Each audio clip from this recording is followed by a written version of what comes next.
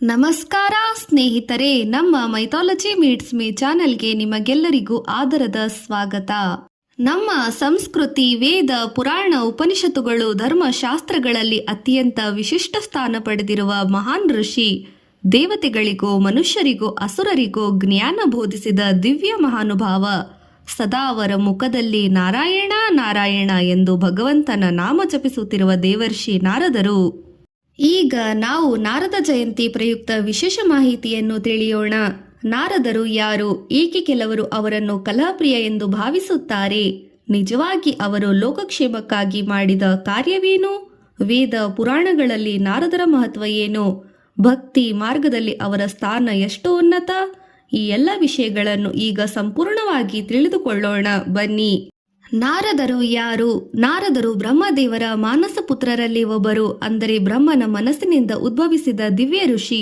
ಅವರಿಗೆ ದೇವರ್ಷಿ ಎಂಬ ಬಿರುದೂ ಇದೆ, ಅರ್ಥಾತ್ ದೇವತೆಗಳಿಗೆ ಋಷಿ. ಅವರು 3 ಲೋಕಗಳಲ್ಲಿ ಸಂಚರಿಸಬಲ್ಲವರು. ಸ್ವರ್ಗಲೋಕ, ಭೂಲೋಕ, ಪಾತಾಳಲೋಕ. ಕೈಯಲ್ಲಿ ವೀಣೆಯನ್ನು ಹಿಡಿದಿರುತ್ತಾರೆ. ಅವರ ಮುಖದಲ್ಲಿ ಸದಾ ನಾರಾಯಣ ನಾರಾಯಣ ಎಂದು ಹೊರಹೊಮ್ಮುತ್ತದೆ. ಮನಸ್ಸಿನಲ್ಲಿ ಶ್ರೀಹರಿ ಭಕ್ತಿ ಮೊಳಗಿದೆ. ಜೀವನದಲ್ಲಿ ಲೋಕೋದ್ಧಾರದ ಸಂಕಲ್ಪ ಮಾಡಿದೆ. ನಾರದರ ವೀಣೆಗೆ ಮಹತಿ ಎಂದು ಹೆಸರು. ಹಿಂದಿನ ಜನ್ಮದ ಕತೆ. ಭಾಗವತ ಪುರಾಣದಲ್ಲಿ ನಾರದರ ಪೂರ್ವಜನ್ಮದ ಕತೆ ಬರುತ್ತದೆ. ಹಿಂದಿನ ಜನ್ಮದಲ್ಲಿ ಅವರು ಒಂದು ದರಿದ್ರ ಮಹಿಳೆಯ ಮಗನಾಗಿದ್ದರು. ಅವರ ತಾಯಿ ಋಷಿಗಳ ಆಶ್ರಮದಲ್ಲಿ ಸೇವೆ ಮಾಡುತ್ತಿದ್ದಳು. ಚಾತುರ್ಮಾಸ್ಯದ ಮಹರ್ಷಿಗಳು ಅಲ್ಲಿ ತಂಗಿದ್ದಾಗ ಆ ಬಾಲಕ ಅವರಿಗೆ ಸೇವೆ ಮಾಡಿದನು. ಋಷಿಗಳು ಅವನಿಗೆ ವಿಷ್ಣು ಭಕ್ತಿ, ಜ್ಞಾನ, ಸತ್ಸಂಗ ನೀಡಿದರು. ಒಮ್ಮೆ ಅವನು ಅವರ ಪ್ರಸಾದವನ್ನು ಸೇವಿಸಿದನು. ಅದರ ಪರಿಣಾಮವಾಗಿ ಮನಸ್ಸು ಶುದ್ಧವಾಯಿತು. ನಂತರ ತಾಯಿ ಸರ್ಪದ ದಂಶನದಿಂದ ಮರಣ ಹೊಂದಿದಳು. ಅವನು ಅರಣ್ಯಕ್ಕೆ ಹೋಗಿ ಧ್ಯಾನ ಮಾಡಿದನು. ಅಲ್ಲಿ ವಿಷ್ಣುವಿನ ದರ್ಶನವಾಯಿತು. ಭಗವಂತನು ಹೇಳಿದನು, ಈ ಜನ್ಮದಲ್ಲಿ ನನ್ನ ದರ್ಶನ ಮತ್ತೊಮ್ಮೆ ಸಿಗದು. ಮುಂದಿನ ಜನ್ಮದಲ್ಲಿ ನೀನು ನನ್ನ ಪರಮಭಕ್ತನಾಗಿ ಜನ್ಮ ತಾಳುವೆ.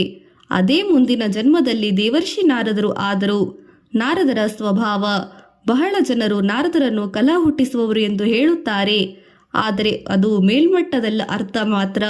ನಾರದರ ಕಲಹವನ್ನಲ್ಲ, ಸತ್ಯ ಹೊರತೆಗೆದು ಧರ್ಮ ಸ್ಥಾಪನೆ ಮಾಡುತ್ತಿದ್ದರು. ಎಲ್ಲಿ ಅಹಂಕಾರ ಇದೆಯೋ ಅಲ್ಲಿ ಪರೀಕ್ಷೆ ಮಾಡುತ್ತಿದ್ದರು. ಎಲ್ಲಿ ಅಧರ್ಮ ಇದೆಯೋ ಅಲ್ಲಿ ಸತ್ಯವನ್ನು ಬೆಳಗಿಸುತ್ತಿದ್ದರು. ಎಲ್ಲಿ ಭಕ್ತಿ ಇದೆಯೋ ಅಲ್ಲಿ ಅದನ್ನು ಜಗತ್ತಿಗೆ ತೋರಿಸುತ್ತಿದ್ದರು. ಅವರು ಲೋಕದ ಶಿಕ್ಷಕರಂತೆ ಕೆಲಸ ಮಾಡುತ್ತಿದ್ದರು. ಪುರಾಣಗಳಲ್ಲಿ ನಾರದರ ಪಾತ್ರ. ಪ್ರಹ್ಲಾದನ ಕತೆ. ಹಿರಣ್ಯಕಶಿಪುವಿನ ಪತ್ನಿ ಗರ್ಭಿಣಿಯಾಗಿದ್ದಾಗ ನಾರದರು ಆಕೆಗೆ ವಿಷ್ಣು ಭಕ್ತಿ ಬೋಧಿಸಿದರು. ಆ ಗರ್ಭದಲ್ಲಿದ್ದಾಗ ಪ್ರಹ್ಲಾದನಿಗೆ ಆ ಜ್ಞಾನ ತಲುಪಿತು. ಆದ್ದರಿಂದ ಪ್ರಹ್ಲಾದನ ಜನ್ಮದಿಂದಲೇ ಭಕ್ತನಾದನು. ಧ್ರುವನ ಕತೆ. ಧ್ರುವನು ದುಃಖದಿಂದ ಅರಣ್ಯಕ್ಕೆ ಹೋದನು. ನಾರದರು ಅವನಿಗೆ ಓಂ ನಮೋ ಭಗವತೆ ವಾಸುದೇವಾಯ ನಮಃ ಎಂಬ ಮಂತ್ರವನ್ನು ಬೋಧಿಸಿದರು. ಧ್ರುವನು ತಪಸ್ಸನ್ನು ಮಾಡಿ ಧ್ರುವತಾರೆಯಾದನು. ವಾಲ್ಮೀಕಿ ಮಹರ್ಷಿ. ವಾಲ್ಮೀಕಿ ರಾಮಾಯಣದ ಮೂಲ ಪ್ರೇರಣೆ ನಾರದರಿಂದಲೇ ಆಯಿತು. ರಾಮನ ಮಹಿಮೆ ಮೊದಲಾಗಿ ನಾರದರು ವಿವರಿಸಿದರು. ವ್ಯಾಸ ಮಹರ್ಷಿ.